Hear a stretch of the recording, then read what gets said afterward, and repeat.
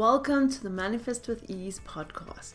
I'm Vanessa, certified mindset and manifestation coach, and I'm here to help you manifest your dream life effortlessly. This podcast is all about making manifestation simple and fun. Each week, I'll share powerful tips and aligned strategies to help you attract abundance, success, and joy into your life. Get ready to unlock your magic and step into the life you've always dreamed of. No hustle required. Let's dive into today's episode of Manifest with Ease. So today I want to talk to you about something that comes up every single year, and that's that feeling of pressure as we approach to the end of it. So I'm having a little silent giggle right now because I have just, for the last 30 minutes, recorded this very podcast episode thinking I pressed the record button and I actually didn't. So I hope this comes through now, and well, let's just see whatever comes through right now, right? So we're in that space, that pressure to do more, to be more, to make up for lost time. You know, that let's finish strong. You know, you want to get your business stuff done. You know, it's end of year. Maybe you got taxes or accounting stuff, books that you have to do, whatever it is, or you got final projects that you want to do. And you kind of feel like you're almost in that hustle vibe mode. Or maybe it's even in your job. You got certain targets to reach before the end of the year, projects that need to be completed. And let's not forget about the home. This time of year brings up a lot of stress for some people, a lot of that rush. Oh, Christmas is coming, family's coming, I've got to feed everybody, I've got to take care of everybody. There's the Christmas presents. Don't forget about Santa, of course. We've got to write all the Santa letters and everything. And you feel like there's just by the way, it doesn't matter how old you are, you can still write a letter to Santa.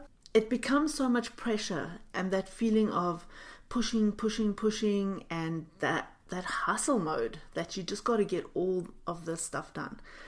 But what if this could actually be an invitation to pause, to reflect, to realign ourselves so that we can enter the next chapter with absolute ease and clarity? We've been conditioned because society glorifies that finishing strong, that achievement-based measuring our worth through output. We end up believing that our value lies in the actual stuff that we do, our accomplishments, but not in who we become. So when the end of year rolls out, that old programming starts getting really loud. Like, have I done enough? Did I hit my goals? Should I be doing more before it's too late? We get to that place where we feel like rather than having so much more time and being in that abundance, we almost go into a lack where it's like, time's running out, the end of the year is so close, it's like tick tock, it's just disappearing in front of my eyes. But the truth of manifestation is that pressure does not create alignment. In fact, it actually ends up blocking it. When you're operating from a fear of not being enough, or that lack where there's not enough time, then you're actually disconnecting with that frequency that's calling in what you desire. So let's take a look at momentum and pressure for a moment, because there's such a powerful energetic difference between these two. Momentum feels expansive. It flows, it's intuitive. It almost feels like you're being guided. And you feel like you're being inspired to move because it just feels natural. But pressure, that feels tight. It contracts your energy. You're pushing, striving, doing it because you think you should.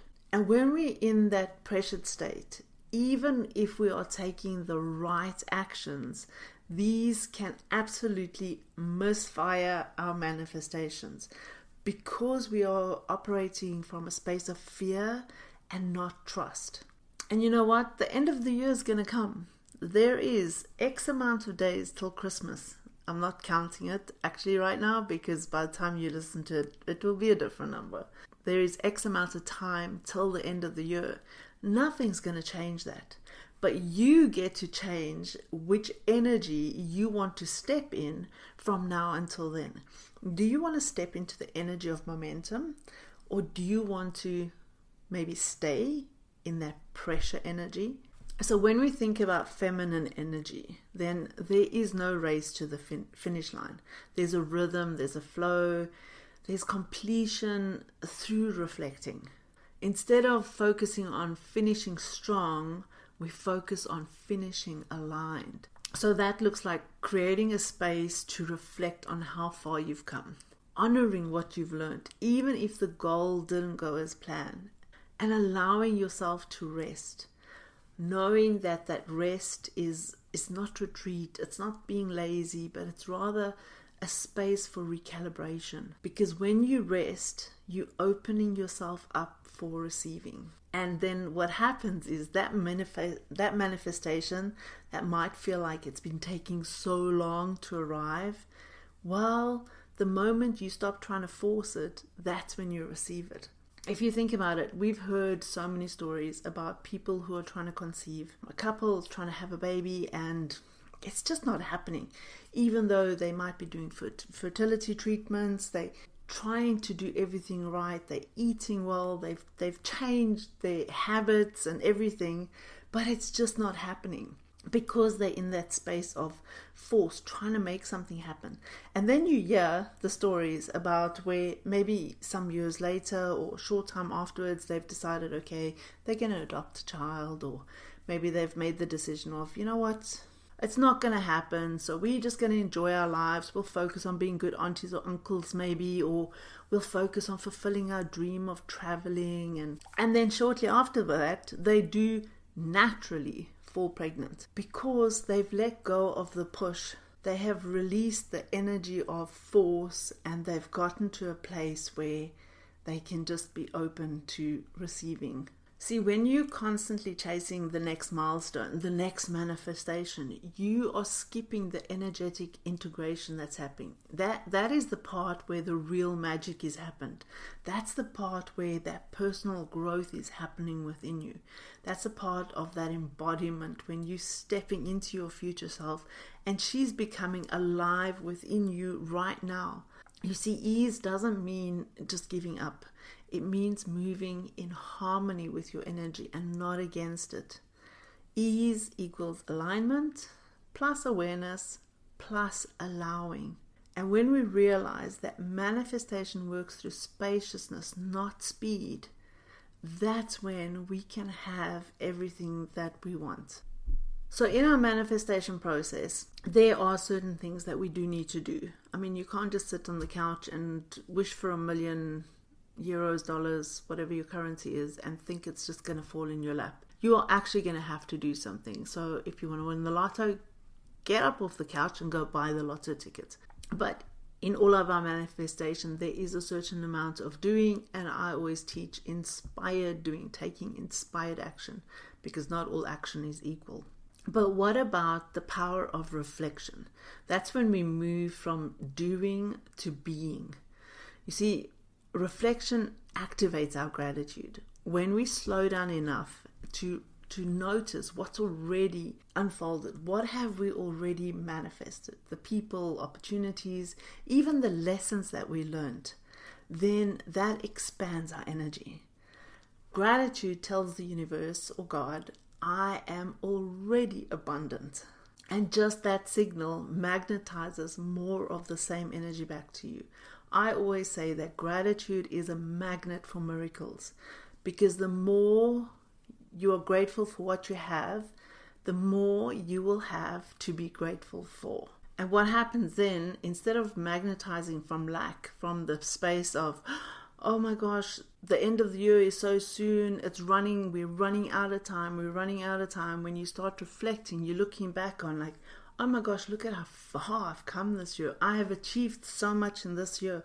I have grown so much in this year, that when you're looking towards the end of the year, it becomes more a case of, well, what else can I do? Rather than that push and that force. So how do we energetically complete the year? So what you need to realize is that before any new manifestations can come into your space, before you can receive any new manifestations, you need to create energetic space. So you can think of this as like cleaning a canvas before painting something new on it.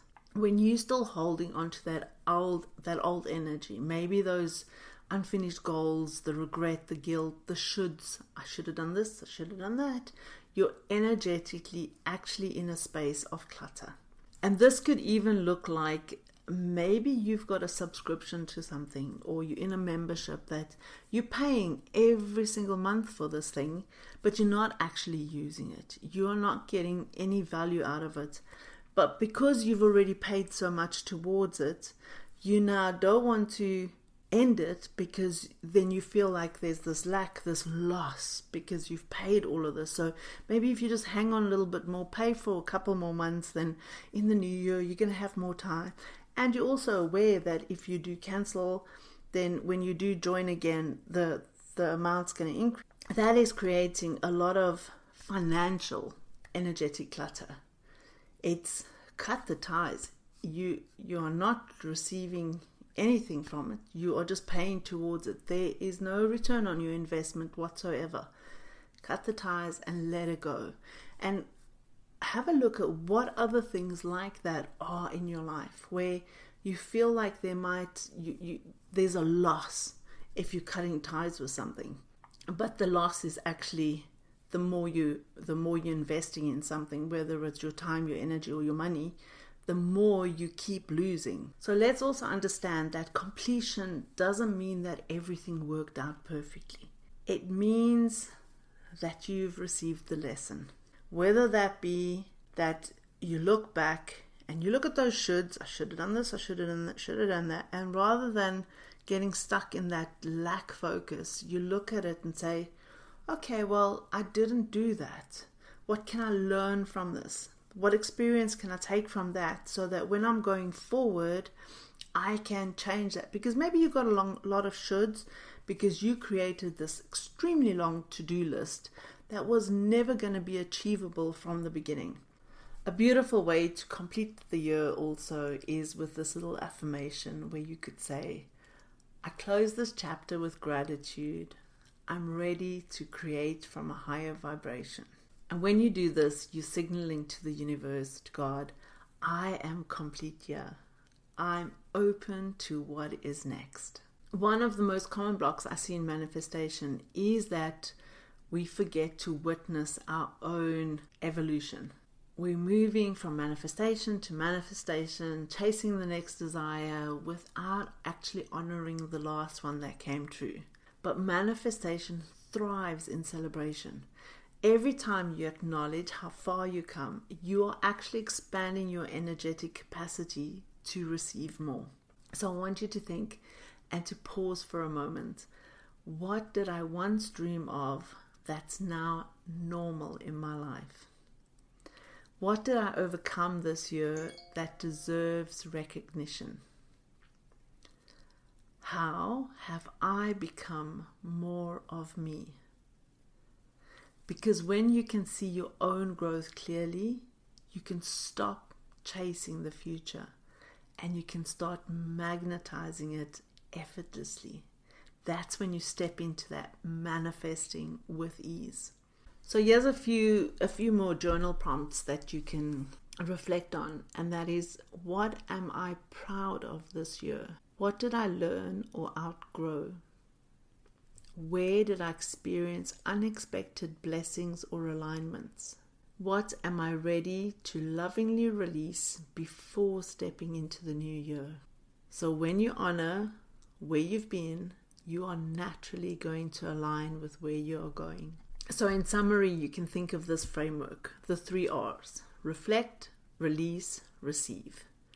So when it comes to reflecting, create some sacred space for you, whether that is gratitude journaling, even if you just want to reflect in your mind, going for a walk and just reflecting on what you've done.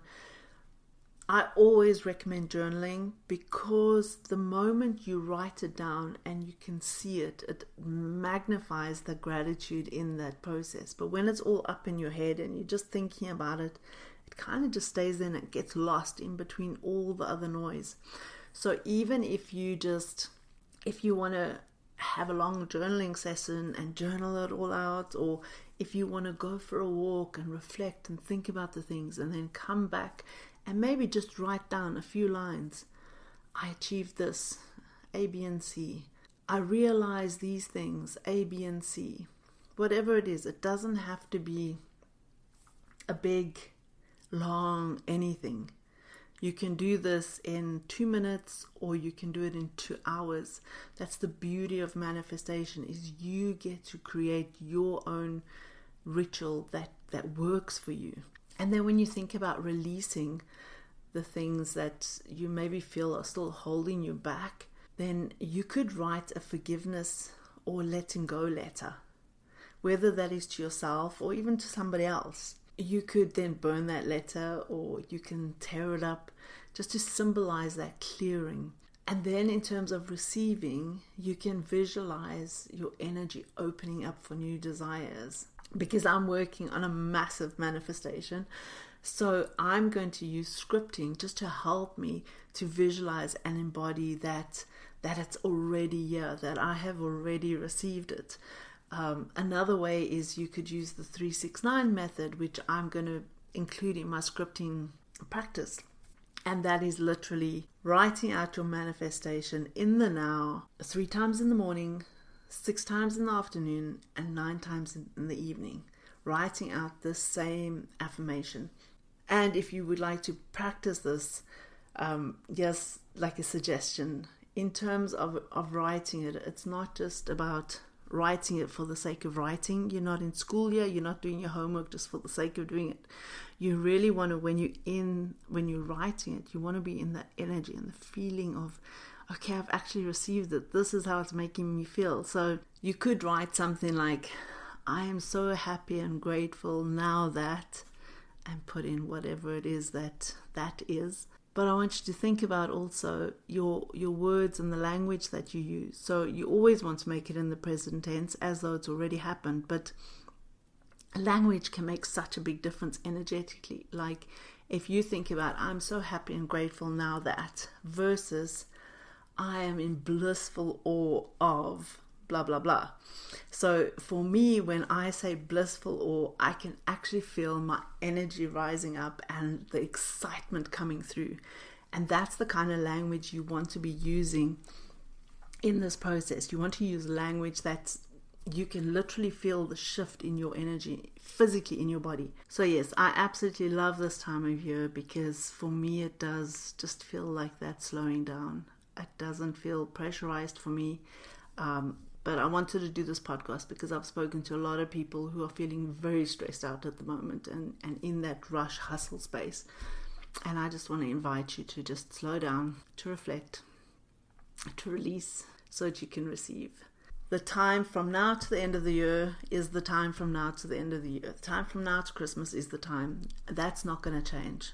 So whether you are in hustle, push, oh, I've got so much to do mode, or whether you are in, I'm just going to take time to step back, focus, to reflect, then what's going to end up happening is all those things that you have to get done, they are going to get done anyway, but you are going to feel so much better about doing them. Rather than coming up to Christmas feeling the stress, you can then change that and decide to create that as a space of excitement for you. I know Christmas is not always a happy place or a happy time for a lot of people because a lot of people have a lot of bad experiences around Christmas. Maybe you don't even celebrate Christmas.